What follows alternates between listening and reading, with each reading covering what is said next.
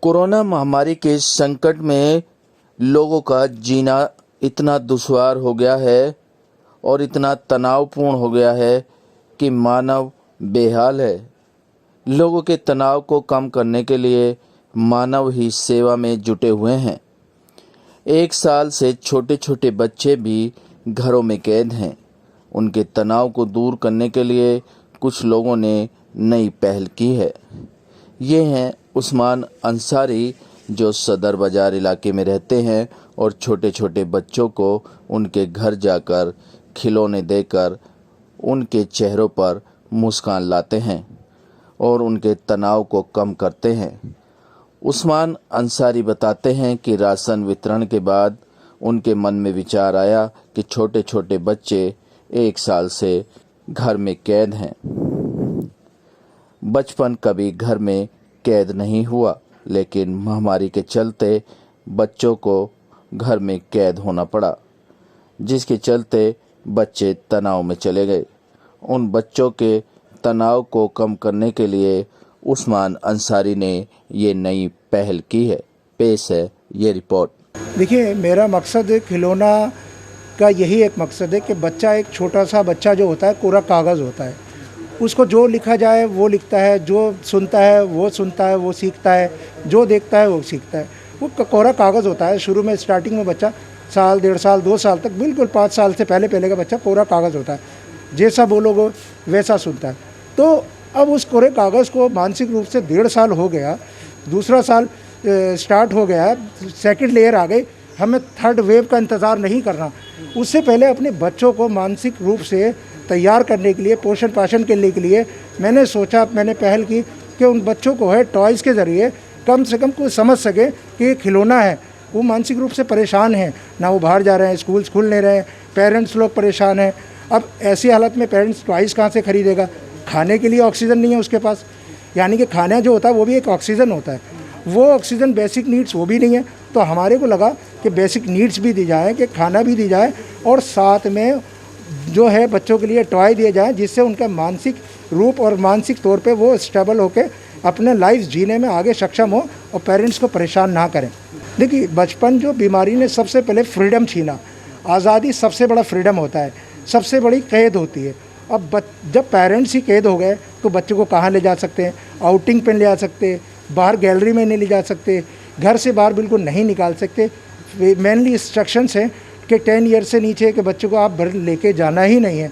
तो आप क्या कर सकते हैं? ऐसे में सबसे ज़्यादा प्रॉब्लम्स बच्चों को लेकर आई है कि वो कहीं नहीं जा सकते, ना वो खेल सकते, ना कूद सकते, ना पढ़ सकते, ना लिख सकते, ना अपने कज़न्स में जा सकते। तो सबसे ज़्यादा मानसिक रूप से परेशान आज के दौर में है। तो सिर्फ वो बच्चा, वो कह भी नहीं सकता। हम लोग तो बोल देते हैं कि हमें मन नहीं लग रहा है, वो क्या बोलेगा? वो रो पड़ता है बस। तो उसके लिए हमें लगा कि बच्चे को खिलौना दिया जाए, जिससे उसका मानसिक रूप भी तैयार हो और आगे पेरेंट्स को भी परेशानी ना हो और कुछ टाइम जो बुरा टाइम है निकल जाए। और थर्ड वेव की हमें वेट नहीं करनी, अभी से जागरूक होकर इस काम को आगे करना है और एक दूसरे का ऑक्सीजन बनकर, एक दूसरे की आप हिम्मत बनकर, एक दूसरे को साथ खड़े होकर हमें ऑक्सीजन बनकर एक दूसरे के साथ रहना है। यही हमारा एक ये है कि एक संदेश देना चाहता हूँ देश को कि हमें एक दूसरे की मदद करनी चाहिए और एक दूसरे का ऑक्सीजन बनके, ये ओरिजिनल ऑक्सीजन है जो हम लोग मिलते हैं, बात करते हैं, अपनी प्रॉब्लम शेयर करते हैं। यहीं से सारी चीज़ जो है स्टार्ट होती है। यहीं से हम लोग, क्योंकि अब आर्टिफिशियल ऑक्सीजन की ज़रूरत पड़ेगी ही नहीं। हम लोग अपना कन्वर्सेशन करें, बात करें, बच्चों का ध्यान रखें, उनको टॉय में खिलाएं, जितना हो सके उनको मोटिवेट करें। तो यही ऑक्सीजन हमारे लिए, तो बाकी आर्टिफिशियल की ज़रूरत नहीं है। काम कर सकते हैं, देखिए, बेहतर कर सकते हैं। मेरा कहना ये है कि भले ही हम टीम बना के काम करें, मगर हर आदमी अकेला ही खुद अपनी एक टीम है। वो चाहे तो इतना सक्षम है, वो बहुत कुछ कर सकता है। बस करने की देर है। हर दूसरा आदमी को सोचना चाहिए मैं खुद एक टीम हूँ और मुझे बढ़कर हिस्सा लेना है, मुझे अपने पड़ोस में मदद करनी है, मुझे अपने एरिया से बाहर निकल कर मदद करनी है। ऑटोमेटिकली सब जागरूक हो जाएंगे तो आज हमें ये मानसिक रूप से भी और ये बीमारी से भी हमें छुटकारा मिलेगा। और हम यही चाहेंगे सब लोग खुद ही पर्सनली टीम बन के काम करें और अपनी फैमिली को भी खुश रखें और पड़ोस में भी खुश रखें। जो खुद खाएं कोशिश करें अपने पड़ोस में भी वही खिलाएं। देखिए इस टाइम सबसे ज़्यादा होपलेस और डरे हुए बच्चे हैं बड़ों से ज़्यादा। तो मैं ये समझता हूँ कि बच्चों को घर में ऐसा माहौल दिया जाए, ऐसा फ्रैंक माहौल दिया जाए कि बच्चों के दिल में से ये भय, ये डर निकले और बच्चों को एक फ्रैंक माहौल मिल जाए। उनसे बच्चों से कहानियाँ या कुछ इस तरह की एक्टिविटीज़ या कोई ऐसा खिलौने वगैरह उसमें लगा के रखा जाए और बच्चों के मन के अंदर जो नेगेटिविटी बनी हुई है उसको थोड़ा सा बातों के ज़रिए दूर किया जाए और किसी एक्टिविटी में लगा के, किसी खिलौने में लगा के या किसी और चीज़ में लगा के, जैसे हमारे उस्मान भाई ने अभी बच्चों के लिए खिलौने वगैरह ये सब किया है, तो उससे बच्चों का थोड़ा सा माइंड डाइवर्ट होगा, उनकी सोच थोड़ी सी अच्छी होगी बच्चों की। 12th क्लास में और स्कूल तो काफ़ी टाइम से ही बंद है, एटलीस्ट 1 ईयर तो हो ही चुका है। तो स्कूल की कितनी याद आती है, किस तरीके से स्कूल में आप इंजॉयमेंट करते थे, पढ़ाई के साथ खेलते कूदते थे, वो सारा कुछ बताइए। अब क्या हालात हैं आपके साथ? स्कूल में मोस्टली हमारा हाफ डे रहता था और वहीं पे ही सारी हमारी यादें और वहीं पर ही ऐसे ही मतलब हमारी सारी पढ़ाई और फ्रेंडशिप, खेलना कूदना। हाँ वहीं पे जैसे हम वहाँ पे खेलते थे तो ज़्यादा एक्टिव रहते थे। अब घर में ही रहते हैं तो कम एक्टिव और मोस्टली घर में ही हैं तो बाहर जाना भी नहीं होता, ना फ्रेंड से मिलना होता। तो अब तो फ़िलहाल ऐसी हैं कोविड की वजह से, और स्टडीज़ भी इतनी अच्छी नहीं हो रही क्योंकि ऑनलाइन क्लासेस हैं। वो तो एज़ वी ऑल नो कैसी होती है ऑनलाइन क्लासेस। नॉर्मल सब चल रहा था जैसे पहले चलता था, सब नॉर्मल रूटीन थी पूरी, नॉर्मल स्टडीज़ थी, ट्यूशन्स, कोचिंग्स। अब क्या बदलाव हुआ उसमें? मोस्टली सब ऑनलाइन हो चुका है और उसमें ही सब होता है, और ऑनलाइन भी इतने अच्छे से नहीं होता तो हम यूट्यूब से देख लेते हैं थोड़ा बहुत, लेकिन इतना ज़्यादा फ़ोन भी नहीं ले सकते हैं तो आई साइट वीक हो जाती है और काफ़ी डिसएडवांटेजेस हैं इसके भी।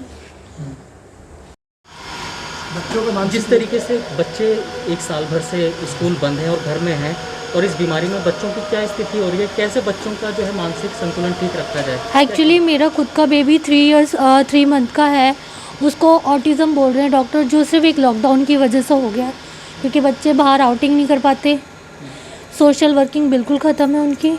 और मैं प्लीज़ यही कहूँगी कि जितने भी बच्चे अपने पेरेंट्स के साथ करें।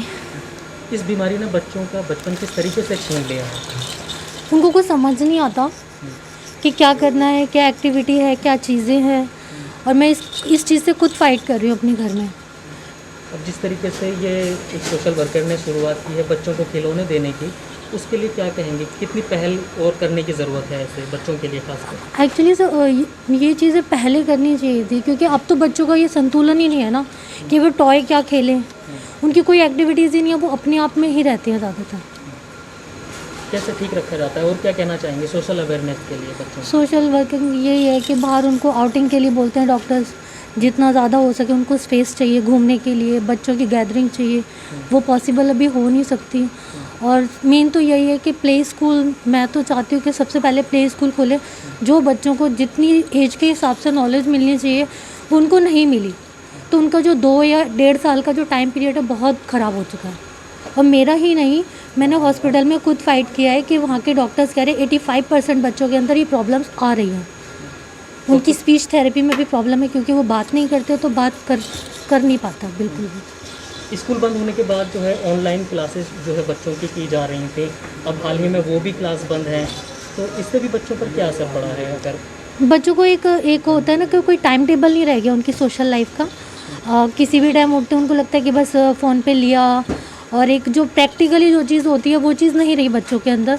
टाइम टेबल, खाने का, हर चीज़ का एक शेड्यूल होता है, वो बिल्कुल डिस्टर्ब हो चुका है, पेरेंट्स का भी प्लस बच्चों का भी। वैद बाबूराम वर्मा, 15 सालों का इलाज का भरोसा।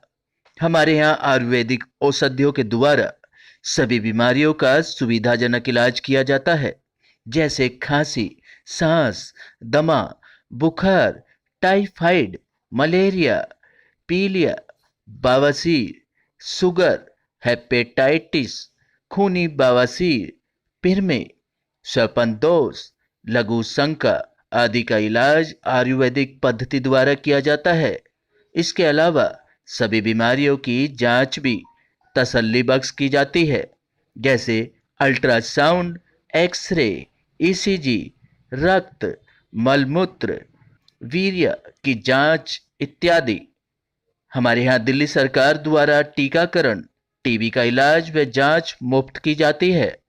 हमारा पता है वैद बाबूराम वर्मा चैरिटेबल सोसाइटी, 329 गली number 9, Mandoli extension, near Nand Nagri bus depot के सामने, दिल्ली 93। आप हमारे नंबरों पर भी संपर्क कर सकते हैं। हमारे फ़ोन नंबर हैं 9213329205, 9211478312, 9910418312। आप हमारे चैनल पर भी दिए गए नंबरों पर भी संपर्क कर सकते हैं। हमारा फ़ोन नंबर है 8506973234।